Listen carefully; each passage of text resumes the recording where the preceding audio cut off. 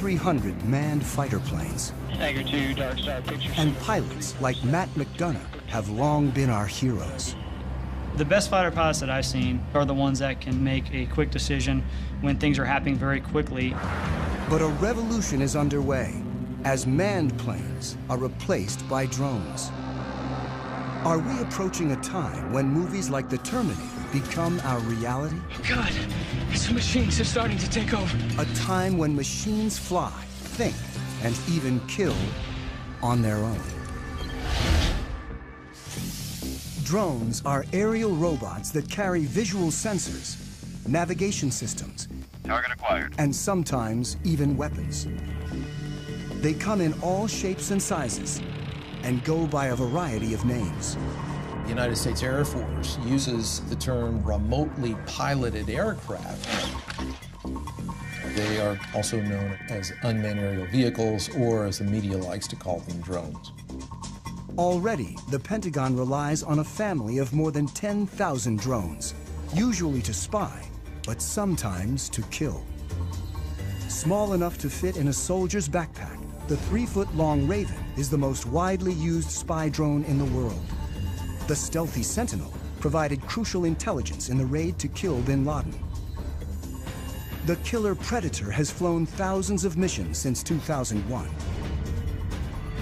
And the giant Global Hawk can stay aloft and spy for up to 35 hours. The military uses drones to support troops on the ground. 20 seconds. The CIA maintains a covert drone program to find and target individuals. The government claims drones have helped to eliminate up to 70% of Al-Qaeda's top leadership. They've been so effective, the Air Force predicts nearly a third of its attack and fighter planes will be drones within a decade. Planes can fly longer, they can pull more Gs, they can be more precise when they bomb if a human is not in the cockpit. We're entering a new era when the supremacy of even the most advanced planes is being challenged as engineers take the pilot out of the cockpit. Holloman Air Force Base in southern New Mexico is the largest Air Force training base for operators of remotely piloted aircraft. My name is Chad. I'm a captain in the United States Air Force. For security reasons, we've been asked to cover our last names to prevent us from potentially becoming a target of any kind. Captain Chad has flown remotely piloted aircraft in combat for 3 years, and now teaches pilots to fly the world's most famous killer drone. It's known as the MQ-1, or more commonly, the Predator. The Predator has changed warfare, but it's just a hint of what's to come. Where we are in terms of unmanned aerial vehicles is about the same place we were with biplanes right after World War I. We are at the very, very early stages of realizing what the potential of unmanned aerial vehicles are. Unlike complex fighter planes that are engineered for speed and agility, the Predator is built for endurance, so it needs to be light and efficient. It's the weight of a pickup truck or so, about 2,000 pounds, and it's balanced pretty evenly on the wheels. And with one hand here, I can lift it up and set it back down. The propeller-driven Predator cruises at only 84 miles per hour, and its 4-cylinder engine burns about 300 times less fuel than a fighter jet. I can't say exactly how long it can stay up, but it is possible to stay up over 24 hours. A typical fighter plane can only fly for about 2 hours without refueling, and short, angled wings keep it fast and maneuverable. But the Predator hovers 5 miles up, often in uncontested airspace, and its long wings maximize lift. So as you can see, it's got some flex to it. With no pilot to protect, a remotely piloted aircraft is much lighter and simpler than a manned plane. On a fighter, the pilot's support equipment and ejection system alone weigh as much as a Predator, which in place of a cockpit has a satellite control system. It's essentially the brains of the aircraft. It gives us the ability to communicate, control, keep link with the aircraft and navigate it. The Predator's sensor ball carries daylight and infrared cameras. We can easily make out people from 5-6 miles away. The sensor ball also guides the Predator's 2 Hellfire missiles. From right here, we fire the laser, and the laser spot hits the ground, and then once we fire the missile, this is the seeker, so this seeker will find that laser spot on the ground and travel to that spot, giving us a very precise capability of employing weapons. When conducting missions, remote pilots work out of small trailers on the ground. They control the Predator by satellite. This link is what makes it possible to take the human out of the cockpit and fly from virtually anywhere on the planet. It's tight, about the size of a normal shipping container. And a shift, it could be anywhere from 2 or 3 hours up to 8 or more hours, depending on the situation. From trailers like this, pilots of the Predator and its larger cousin, the Reaper, have killed thousands of individuals since 2001. In this clip from Iraq, a Predator pilot sees 2 insurgents firing mortars towards a coalition airbase. He tracks them and finally shoots. Flash. The pilot's role is to support troops on the ground and go after threats while trying to minimize civilian casualties.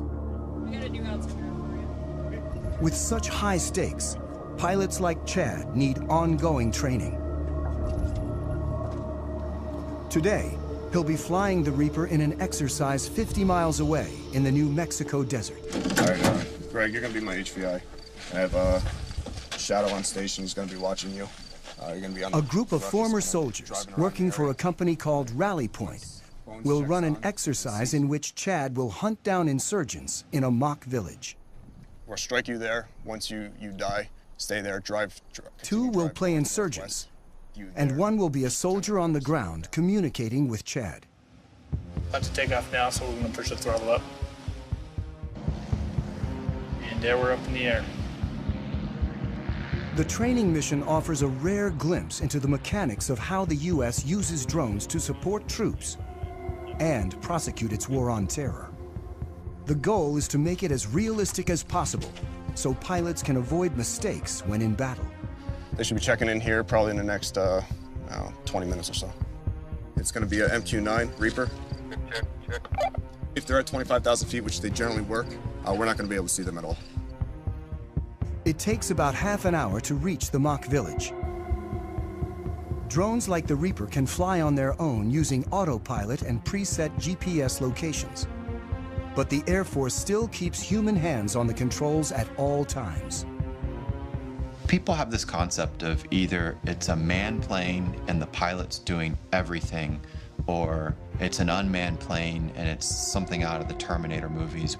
The reality is it's in the middle right now for both the manned and the unmanned planes. Our mind tries to put it in terms of robot or human, but the reality is a mix. As Chad pilots the Reaper, his sensor operator, Jay, controls the cameras and lasers. On the ground, the fake insurgents enter the village as the Reaper hovers miles above. Bones 3-4, Rally 20, stay status. Rally from Bones 3-4, we have eyes on the target. Chad gets direction from the soldier, whose handheld receiver and computer allow him to see what Chad sees. Chad's call sign is Bones. The soldier goes by Rally.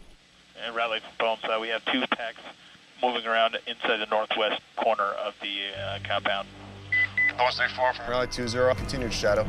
The soldier directs Chad and Jay to follow an HVI, or high-value individual, dressed in black. Rally from Bones 3-4, looks like the one individual wearing black is now getting on the motorcycle and departing the crew.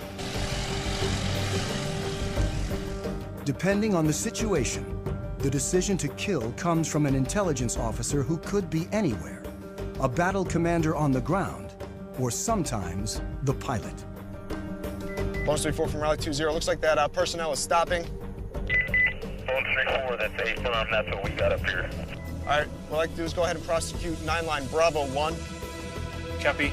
Master armed. The sensor operator targets using the laser. This will be a run against the target under our crosshairs. 10 seconds to release. Sensor, are you ready? Copy. 3, 2, 1, rifle. And bones 3-4, weapons away. 25 seconds time of flight. The Predator uses laser-guided Hellfire missiles. The weapons that can be used operate with an error distance of less than 9 feet. You can put a weapon through a window-sized opening with ease. 5, 4, 3, 2, 1, splash. Raleigh, Bones 09, firm. We have splash standby for BDA. And Bones Riley looks like good splash. Copy, lasers off, and Master Arm is now safe. The efficiency of having a single craft able to find, follow, and eliminate a target like this in real time represents a revolution in warfare. Let's go back to the middle of the last century. During World War II, it took on the order of months to assemble intelligence from a variety of different sources, whether it be airborne, on the ground, to assimilate that information and then determine what targets might be hit. Then it took hundreds of aircraft and literally thousands of bombs to go out and attack a target using that information that had been developed over a period of months. Today, with the capabilities all wrapped up into one vehicle, the Predators and the Reapers in particular, you can accomplish that find, fix, finish cycle in a matter of single-digit minutes. Before the Predator, the military had to design separate aircraft for intelligence gathering and attack. Reconnaissance was key, and after World War II, engineers built ultra-sophisticated spy planes. They went faster and higher than ever before to make sure the pilots and the information they gathered didn't fall into enemy hands. The SR-71 was triple sonic. In other words, it go over Mach 3. Max recorded altitude was 85,200 some feet. And there are several of us that have gone higher than that. Pilot Tony Bevacqua is one of a select group of men to fly the SR-71, a titanium spy plane built during the height of the Cold War that could take photos of the ground with 12-inch resolution from 90,000 feet. Literally faster than a rifle bullet. Even missiles were too slow to catch it. I was the first person in the SR-71 get shot at, and it was over Hanoi. You got an airplane that's going 2,300 miles an hour, and it's very, very difficult to even come close. They figure that the missile exploded about a mile below me, and we're in and out of there in no time. Thank God. The cost of such speed was that the SR-71 needed to be refueled every 2 hours. But there was a slower alternative called the U-2. Bevacqua is one of only 12 pilots to have flown both operationally. I was very proud of being a U-2 pilot because of what we have done and what we're still doing. It's just a magnificent platform, does excellent reconnaissance. Still widely used today, nearly 60 years after its introduction, pilot endurance limits U-2 flight time to 12 hours.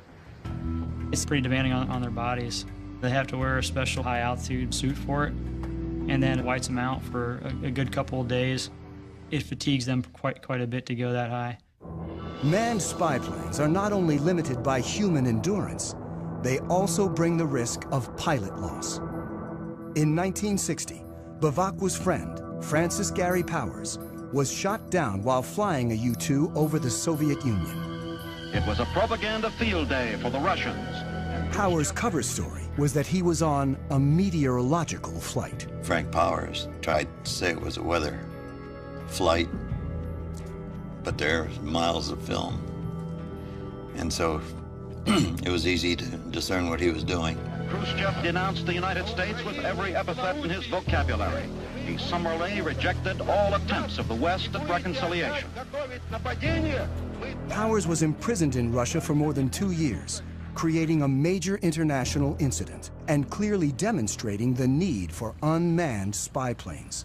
It was a development from the pilotless aircraft principle. Guidance was by radio from an accompanying aircraft. After reaching altitude... As early as World War II, once at altitude, airplanes could be controlled by radio signals after the pilot bailed out.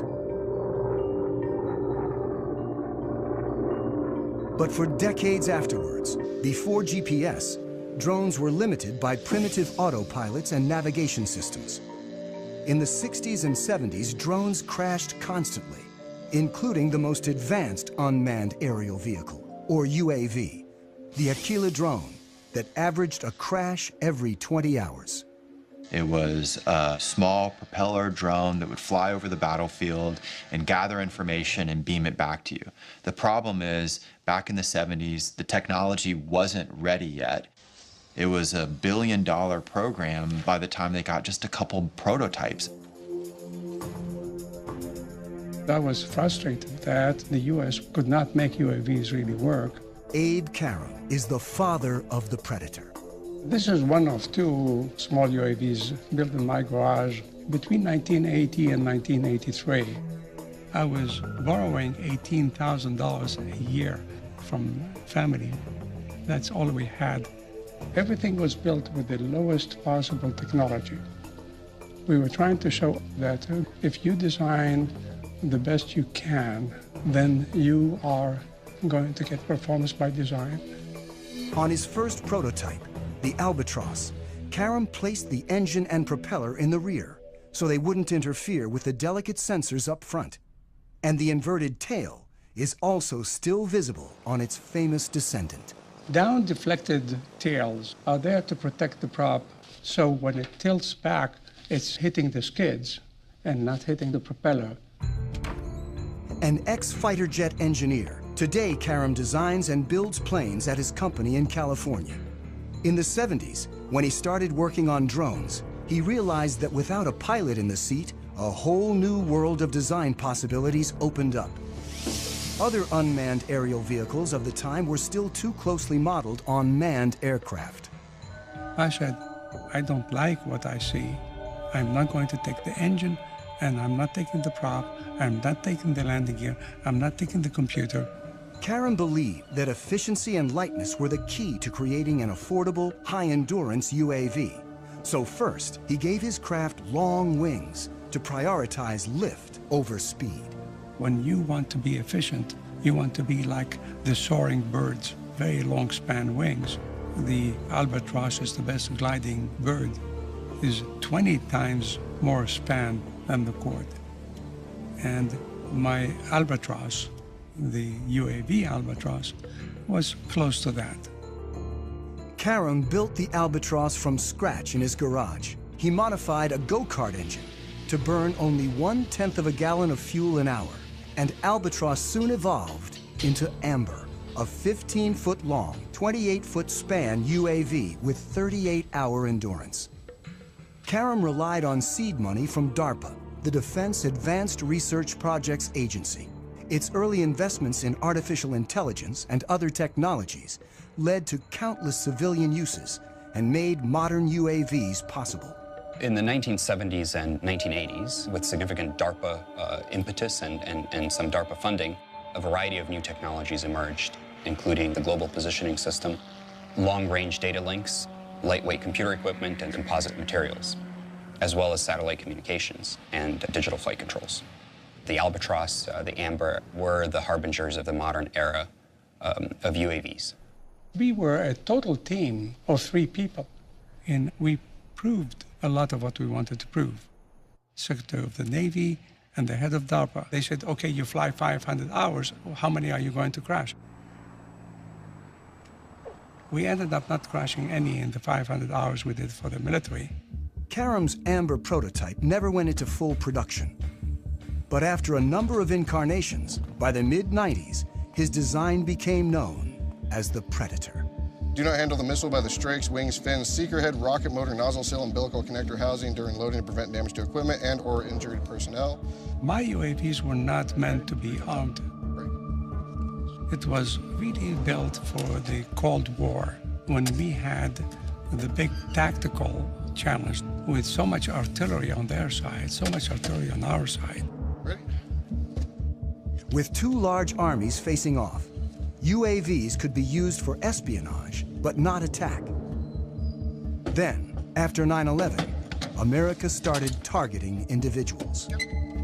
Now we are fighting non-state enemies, so it starts making sense to arm the UAV, which is not my intention in the beginning. In October 2001, an armed predator changed warfare forever.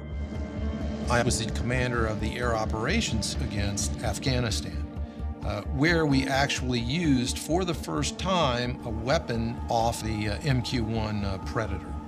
The advantages were enormous, order of magnitude beyond where remotely piloted vehicles had been just 10 years prior in Desert Storm. Since this initial strike, drones have proven so effective that the Air Force is now training more remote pilots than manned fighter and bomber pilots combined. So, playing on the scenario? At Holloman Air Force Base in New Mexico, instructor Major Jason teaches this new generation of pilots. Adam 03, loud and clear. The stakes are high when operational, so they begin on video simulators. He invents practice scenarios programmed using Xbox video game controllers. Adam 09 from Viking 01, you're cleared hot. Stuff that we can't do in the real plane, I can do anything here, because the world's whatever I want it to be. 3, 2, 1, rifle. It's a controlled environment, and we want them to learn here, so that way when they do go operational, you know, they've already made all those mistakes. Pilot, it doesn't look like I ever turned the laser on, so I don't know where the missile went. How did that happen? If that would have happened in real world, that'd be a really, really bad day. Unlike fighter pilots who train for a minimum of 2 years, remote pilots learn to fly their increasingly automated drones in less than one. The FAA did a study recently that showed that pilots with real flight experience in manned aircraft are actually worse UAV pilots than those that have no flight experience and really come in off the street. You actually bring in a skill set that you don't need and a set of expectancies that you shouldn't have when you're flying a UAV if you came from a manned aircraft. So the Air Force is taking officers off the street with no flight training and putting them through the program, and they've been very successful. They come here, they never went to pilot training like I did. They're here for a few months and then they have to go operational, so it happens real fast. Adam 09, rifle, time of flight, 15 seconds. And when pilots go operational, despite being half a world away from the action, it all feels very real. Adam Mike 01, copy splash. It's not like a video game at all. There's no reset button, there's no, there's no turning it off. In real strikes, like this one in Iraq, technology actually allows drone pilots to see more than manned pilots ever have. Because we have such a long loiter time, there's potential to have eyes on the target that we are going to blow up for hours ahead of time. Then we employ on it, strike the target.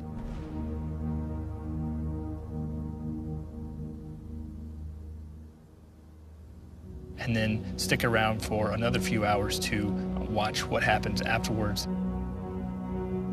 You have to stay there and then stay plugged in and stay focused on the destruction that you just caused from your aircraft. In 2012 alone, the U.S. carried out hundreds of drone strikes across 4 countries.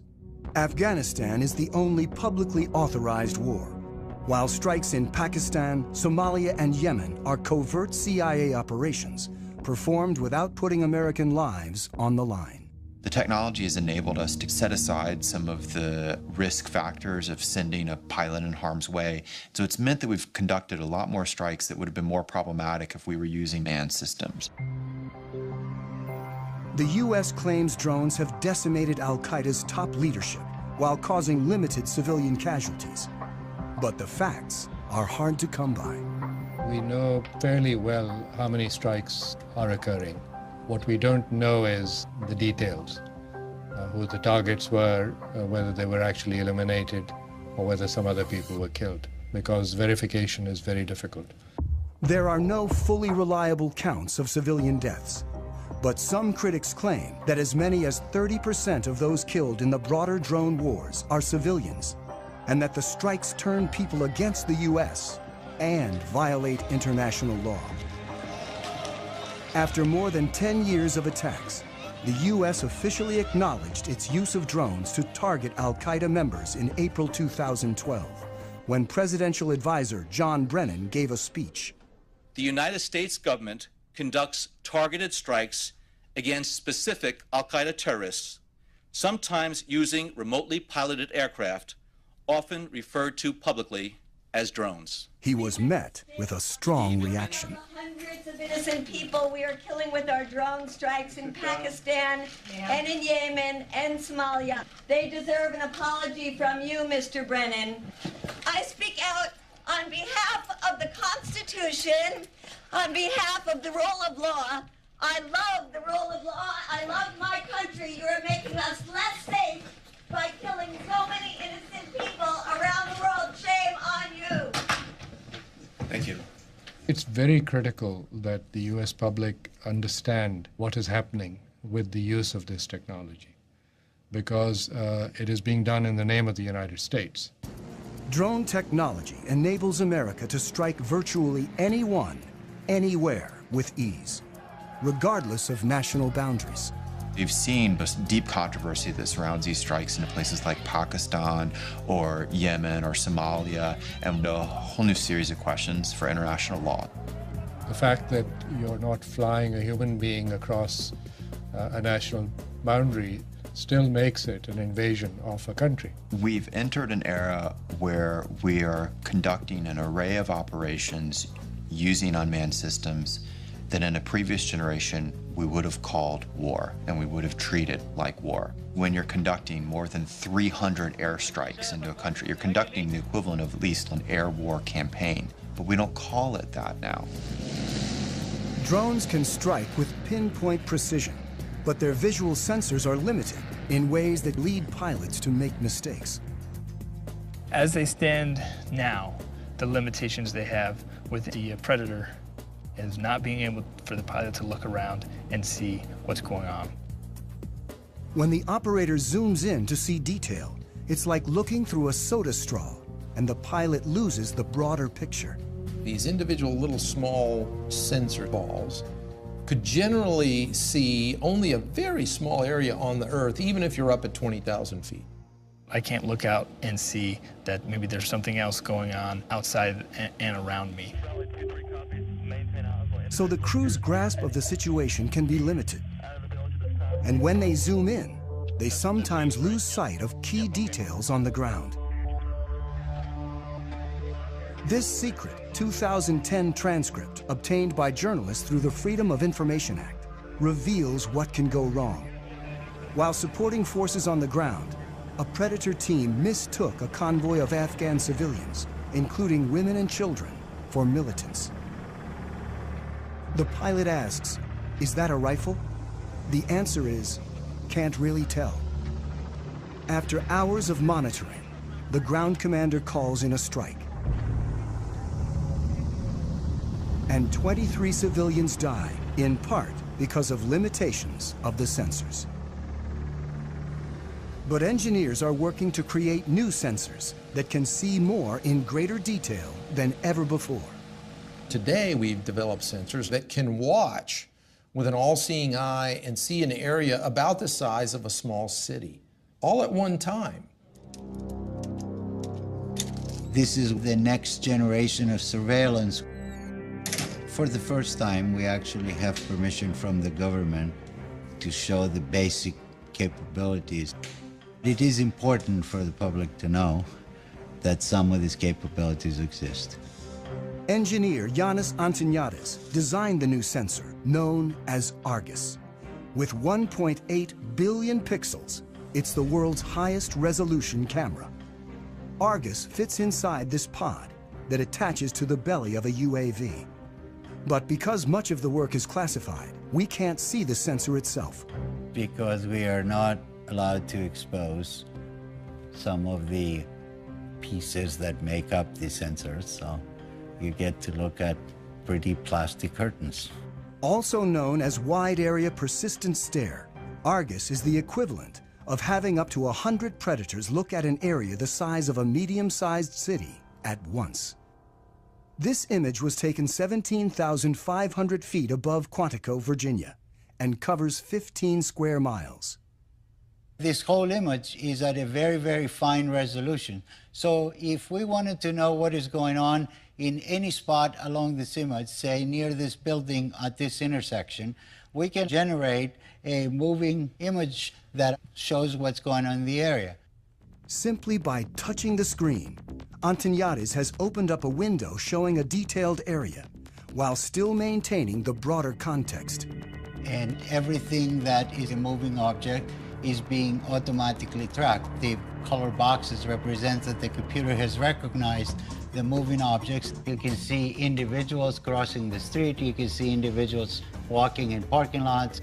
There's actually enough resolution to be able to see the people waving their arms or walking around, what kind of clothes they wear. And you could pick the location of where you produce these images anywhere in the entire field of view.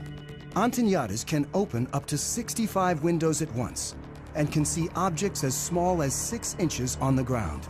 From even 17,500 feet, the white thing that you see flying around is a bird.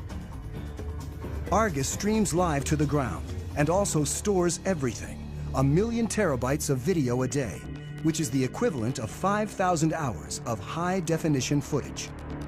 So you can go back and say, I would like to see what happened at this particular location 3 days, 2 hours, 4 minutes ago, and it would actually show you exactly what happened as if you were watching it live.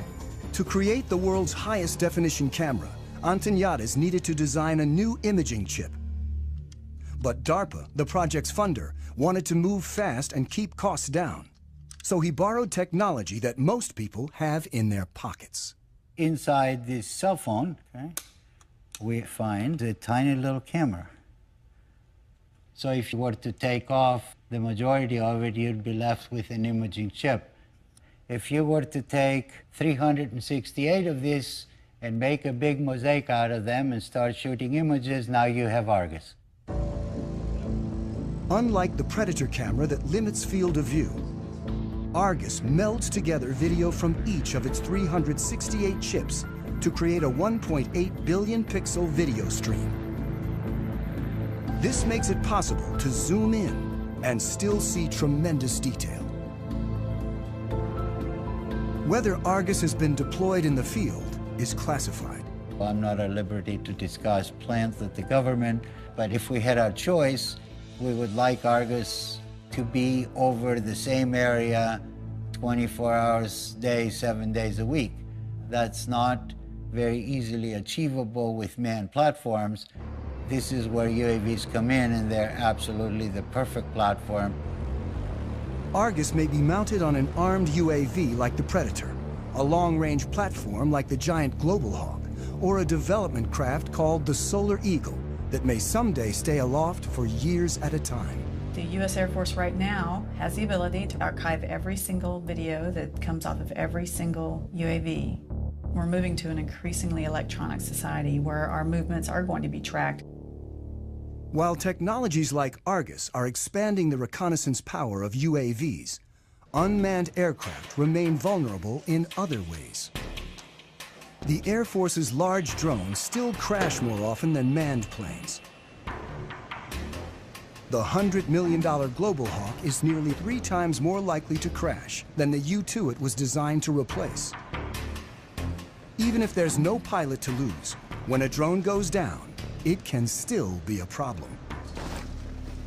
It doesn't take a thermonuclear brain surgeon to figure out that if you are operating a highly advanced, technologically capable system, that you'd prefer not for it to fall into adversary hands. In 2011, an American spy drone, the RQ-170 Sentinel was lost over Iran. There was a problem with the aircraft, and it landed in an area it shouldn't have landed in, and that's about all I'm going to say. The Iranians claim they hacked into the drone's control system and took over the craft. And in theory, it is possible to take over any computerized system. You could never call up Maverick in his F-14 if the movie's, Top Gun, and you say, Maverick, talk to me, Goose. Recode all American jets as Russian jets. Tom Cruise would have, laughed his weird cackle and said, no way, man. With a computer, you can do that. Either jam it or even more so, co-opt its operations. And it's a whole new era in war. Opens up a lot of new possibilities and, of course, huge new dangers to think about. Why the Sentinel went down remains classified. But experts point out that drones often crash for very basic reasons. UAVs sometimes aren't that smart. Their self-diagnosis isn't all that smart. And by the time they have a problem, it's too late. You lose the link, lose power, and you're gone. Control can be lost for a number of reasons. When Reaper pilot Chad simply banks too sharply, he loses the satellite link. Uh-oh. The picture freezes, and he's momentarily flying blind. That was me turning. He quickly levels the craft and restores the link. I was turning aggressively, and it had trouble keeping up the satellite link.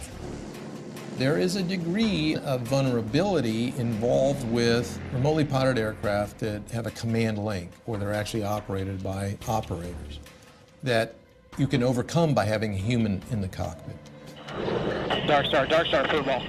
If for some reason I all of a sudden hear an increase in airspeed, I start to feel a roll, and I'm not intending for that to happen, well, something is going wrong, and I now need to make sure that I'm doing what I need to be doing.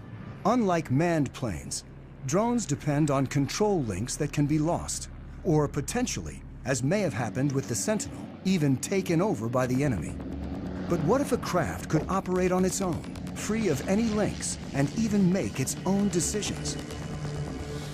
In a lab at the University of Pennsylvania, Vijay Kumar is funded in part by the military to create autonomous drones that don't need external links, and like us, can sense their environment. What you see on this robot are these two chips here, which are essentially rate gyroscopes. These play the same role as the semicircular canals in the human body located near the ears, which essentially tell us orientation. So the rate gyroscopes that are on board can actually measure these angular velocities at thousands of times a second. This chip here is the accelerometer, and this allows the robot to sense accelerations in the lateral direction. So these are analogs to the otolith organs that measure acceleration in the human head. When a human pilot feels an unexpected change in acceleration, he knows to adjust the aircraft. And the robots do exactly the same thing. The sensors adjust the craft by changing the relative velocities of the rotors and allow the drones to follow a leader with precision. A fundamental problem in coordinating multiple robots is the ability to maintain formations. What a robot has to do is determine where its neighbors are and figure out what the relative position is, and then monitor that relative separation very carefully. You only need to tell one robot how to move, and the other robots essentially maintain formation by just keeping a specified relative distance. In the figure eight, they come within inches of each other, so they have to combat aerodynamic effects from their neighbors, and they have to have very, very precise control. And all that is done autonomously.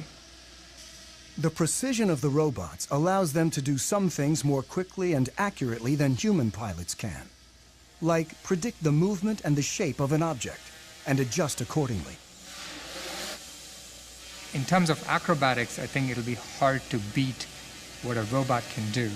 The neuromuscular system in the human body, there may be delays of the order of 80 milliseconds or 200 milliseconds before you actually take an action in response to what you see. Well, robots have this unfair advantage. They can do these computations hundreds of times a second, So your delays are of the order of a millisecond and perhaps even less. In the lab, the drones communicate with a central computer that uses motion capture, an optical system that tracks silver reflective markers on the robots and tells them where they are at all times. But soon it may be possible to cut the cord. And they've already developed another autonomous drone that can go anywhere on its own. The holy grail is to do all of this without any kind of external sensing, without GPS. And in principle, we can do it. These bigger robots actually rely on observations of external features to tell them where they are in the environment. This drone carries a laser rangefinder that determines distance to obstacles and a depth camera that reveals 3D information about the surroundings. They carry on board the processing power, the sensors that are necessary to look at the environment, to reason about the environment. So they can take their relative location and the location of the features to build a three-dimensional map. Well, I'd like to see this technology being used for humanitarian purposes. Imagine there's a 911 call from the building. I think we'll soon have the technology that enables, let's say, 20 UAVs to just swoop through the building and within a minute find out who's in each room and then communicate that to firefighters who are waiting outside. But any technology that you develop, there are always people who are going to use it in ways that the designer never intended them to be used. And the key components of drone technology are already available to virtually anyone. Over there. I got into the hobby about 4 years ago. It started out as a toy for my dogs to chase. I'm pretty obsessed with the hobby. I'm currently single, have been for 30 years. No kids. I just live here with my 3 dogs, and I get to spend nearly every night and every weekend working on these things. Corey Brixon of Orange County, California, is one of tens of thousands of drone hobbyists across the country. The basic quadcopter is about $500, which is the frame, the motors, the speed controllers, the electronics that you need. This is actually the GPS sensor, and that's sending the signals out to the satellites. The cameras, as small as they are, they're high-definition footage. Like the Predator, Corey's quadrotor has a programmable autopilot that uses GPS to navigate. He can set locations, altitude, and speed so the craft can fly autonomously. Corey flies for fun, but drones, small and large, are increasingly used domestically for more serious purposes. The Border Patrol searches for illegal migrants with Predators. Police departments are turning to smaller drones for reconnaissance. And thousands of individuals use them for their own, sometimes political, ends. We don't consider ourselves to be animal rights activists. We're investigators. Some of our targets are the pigeon shooters in Pennsylvania, so we had the copter up filming what's going on. There were a couple of shots, and it's slowly losing altitude. And then it takes one more shot, and it's down in the trees. You can hear the shooters start cheering and laughing and all that kind of thing. What they didn't know is that we had more. This incident is the first known shoot-down of a domestic drone, but it may not be the last. The spread of drones has raised concerns about privacy and even led one senator to propose legislation limiting domestic use.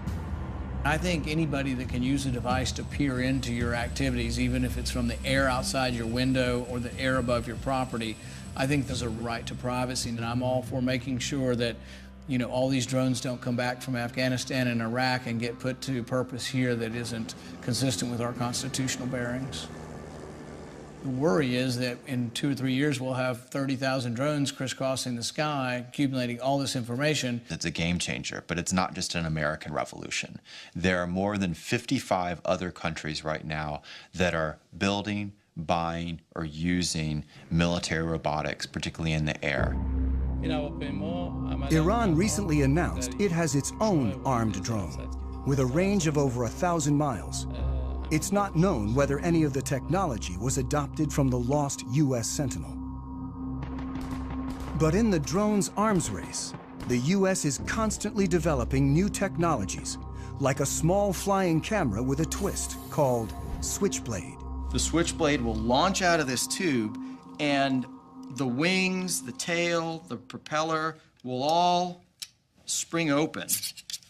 That's why it's called Switchblade. And so when the operator finds the target by looking into the viewing screen, he'll then send a command to the Switchblade that'll enable the Switchblade to basically hone in on that target and detonate its explosive charge upon contact. It's a tool that our customers are very excited about, and it's a tool we think will protect our forces and help save innocent lives. Switchblade's already been deployed, and a killer drone that may someday replace a manned fighter is on the horizon. And it's really about a decade ago, some folks got together and they said, what if we want to put unmanned aircraft on an aircraft carrier? How do we do that? This X-47B prototype is the world's first tailless fighter-sized drone. But it's still a year or two away from its first goal, to take off and land on an aircraft carrier. We're maturing the technology required to take this unmanned vehicle to land on the flight deck autonomously. We're focusing on the mechanics of landing the aircraft, where you have a predetermined position that you're targeting to, and the aircraft can react very quickly to changes in that environment to put itself on that pre-planned position. The system has a lot of sensors, a lot of instrumentation on it, so it knows how all of its subsystems are behaving. It knows how its engine and all of its control surfaces are performing at any time. It'll turn where we expect it to turn, it'll come back when we expect it to come back, and it'll land on the runway that we planned. Drones are no longer just eyes in the sky, and someday UAVs like the X-47B may be involved in sophisticated attacks alongside manned jets. It's the idea of the mix, the team working together. That's probably the future. You won't see every plane on the aircraft carrier be one of these. So right now the vision is, oh, we'll just have one or two. But when they get them and maybe they prove more useful, then it may be, well, we don't want one or two, we want a squadron. It's a lot like if you look at the first use of mechanized forces. Originally it was lots of horses and just a couple of trucks and tanks, and then you saw things change and change and change over time. We'll probably see the same thing happening with robotics. As drones like the X-47B mature, they'll become more autonomous, likely conducting bombing runs, then more complicated air-to-air operations. Even as policymakers debate the rules of engagement for drones, technology is moving forward toward a time when drones might operate with intelligence that more closely resembles our own. But for now, they can't do what a pilot can. When you get an aircraft like this over hostile territory, you'll have potential targets or threats that will pop up unplanned. So what we haven't done yet is develop the technology that would then react to those unplanned targets or threats. Thank you very much for coming to Pax River today. I think UAVs of the future will certainly be able to exhibit increased levels of autonomy. But I think if you were to ask most autonomy researchers or most AI researchers about whether the rise of the machines type scenario is a real concern, their response would be, we should be so lucky. And in fact, if we could get little slivers of that kind of adaptive and cognitive capability into systems, that would be a very significant breakthrough over where we stand today. Angry T-class check.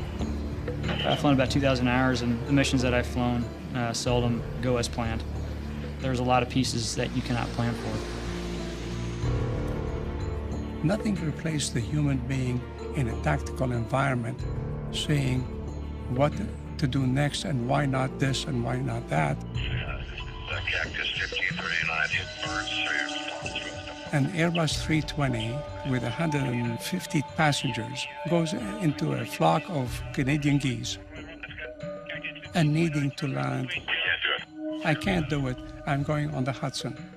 You want to be in a robotic 320 in that situation? Or do you want Sullenberger to land you? Because you can't anticipate everything.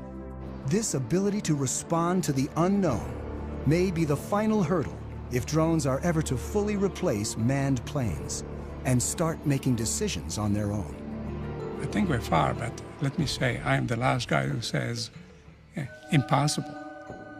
As human ambition drives innovation forward, the only thing that's certain is that the Predator and other drones of today are nothing compared with what's to come. Ultimately, DARPA's mission is the creation and prevention of strategic surprise. So if we are successful, we will all be surprised. Historically, you look at when the Wright brothers first flew in 1903. 100 years later, we were actively flying remotely piloted aircraft. So we're kind of on the ground floor now. There's nowhere to go but up.